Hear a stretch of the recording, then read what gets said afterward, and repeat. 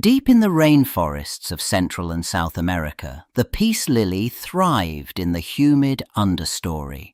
Its broad dark green leaves were not just for photosynthesis. Within their cellular walls, the plant manufactured microscopic needle-shaped crystals of calcium oxalate. This was its primary defense, a hidden arsenal against the insects, monkeys, and other creatures that might try to consume it.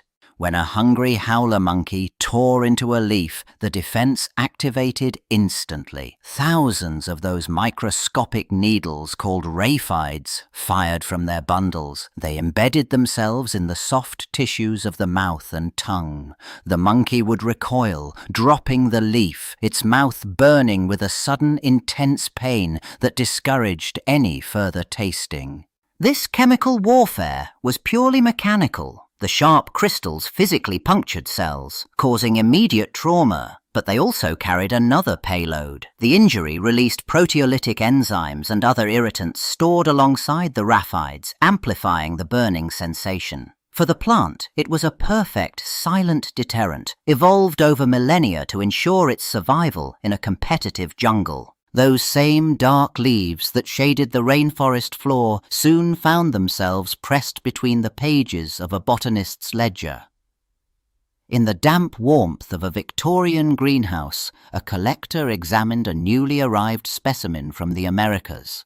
As he trimmed a damaged leaf stem, a clear sap oozed onto his thumb. Within minutes, a sharp, prickling heat spread across his skin. He noted the reaction in his journal with precise, spidery script, describing the localized burning and redness. This was not a dramatic poison, but a persistent irritant, a clue embedded in the plant's very juice. Across Europe, other botanists handling Spathiphyllum for classification reported similar sensations on their hands, a consistent warning from an otherwise elegant plant. The greenhouse records accumulated, a slow dossier of minor discomfort. The plant earned its scientific name and a place in horticultural catalogues. Its defensive mechanism documented yet filed away as a curious footnote. The burning sap was simply a property of the specimen, an accepted hazard of the botanist's trade, not yet a warning for future living rooms. The plant that once grew wild in the rainforests and was later studied in greenhouses now found its way into suburban living rooms. By the mid-20th century, the peace lily had become a fixture in homes across Europe and North America. Nurseries mass-produced its glossy dark green leaves and elegant white flowers, marketing them as the perfect starter plant for those without a green thumb. Advertisements in magazines and gardening catalogues promised effortless beauty and air purification.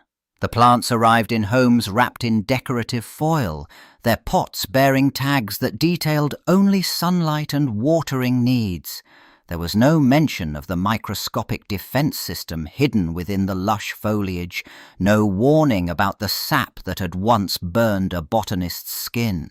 Families placed the pots on coffee tables and low bookshelves, admiring the tropical aesthetic. Children played on the carpet nearby, and pets napped in the sun beside them. The plant was sold as completely benign, a symbol of domestic tranquility. Its true nature, a legacy of millions of years of evolution in the jungle, remained a secret sealed inside every leaf. As the peace lily's popularity soared, the industry scaled up to meet demand. In a vast, humid nursery, rows of the plants awaited division. Workers moved through the aisles, their hands soon to meet the plant's hidden defense, not in a wild forest, but in the controlled environment of modern horticulture. A worker grasped a mature plant, its root ball dense and tangled. With a clean slice of her knife, she severed a clump of roots to create a new specimen. Milky sap immediately welled from the cut stems and coated the rhizomes, glistening on her gloves and the blade. Hours later, after the sap had dried, an itch began. On her wrists, where gloves had gaped, and between her fingers, patches of skin flushed an angry red. The microscopic crystals, once a defense against jungle insects, now delivered their sharp, irritating payload to human hands, a routine hazard in the trade of a safe houseplant. The irritation that plagued nursery workers had a precise mechanical origin. In a quiet laboratory, a researcher placed a thin slice of a peace lily leaf under a microscope. The lens revealed a hidden forest of microscopic needles, calcium oxalate crystals called raphides, packed tightly within the plant's cells like minute glass shards waiting to be released. When a leaf was crushed between glass slides, simulating a bite, those crystalline needles fired from their cells. They were barbed, designed not to slide out. Under higher magnification, their action became clear. Each raphide was a sharp, insoluble spear, perfectly evolved to puncture the soft membranes of an animal's mouth on contact. The injury was physical, not chemical. The needles tore tissue, creating microscopic wounds. Only then did the plant's secondary defense activate. Inflammatory compounds stored alongside the crystals flooded into the punctures, causing the burning pain, swelling, and copious drooling that sent pet owners rushing for the phone. The phone jangled in the poison control center, another call in a steady stream from concerned pet owners. On the line, a panicked voice described their terrier, moments before, gnawing on the broad, dark leaf of a common houseplant. The dog had suddenly jerked back, shaking its head violently. The owner had recognized the plant from their living room corner, a peace lily. The veterinarian on duty listened, her tone calm and practiced. She explained the mechanism unfolding inside the dog's mouth. Those microscopic needles, the calcium oxalate raphides, were now embedded in the soft tissues of the gums and tongue. Each crystal acted like a tiny dart, physically puncturing cells on contact. This wasn't a systemic poison at work, but a localized mechanical assault. She detailed the immediate signs the owner should watch for: frantic pawing at the muzzle, ropes of thick saliva dripping from the jowls, and obvious oral discomfort that would make the animal reluctant to eat or drink.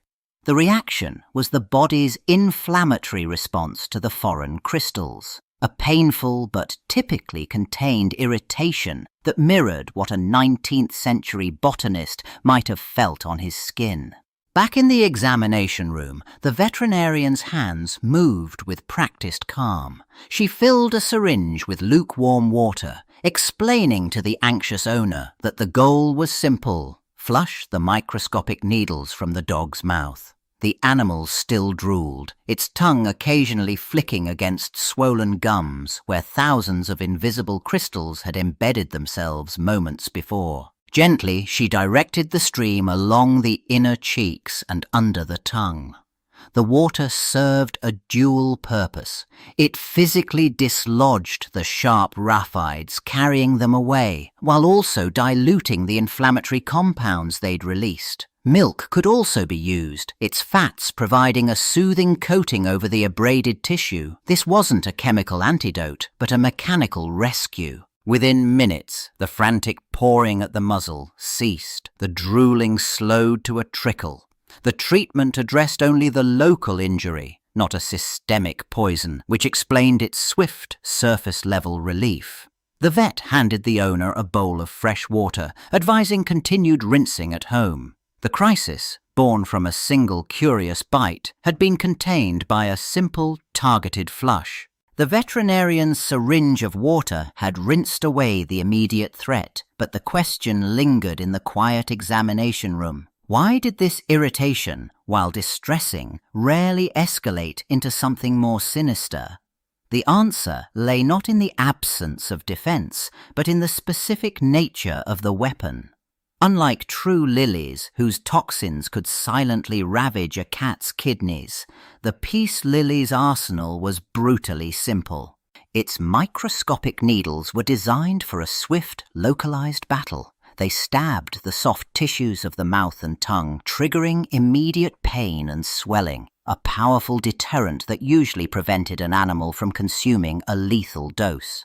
There were no hidden, systemic poisons circulating through the bloodstream to shut down organs. The body's war was confined to the point of contact. This distinction was crucial. For pets and curious children, the experience was intensely unpleasant. A mouth that felt raw and swollen, accompanied by frantic drooling.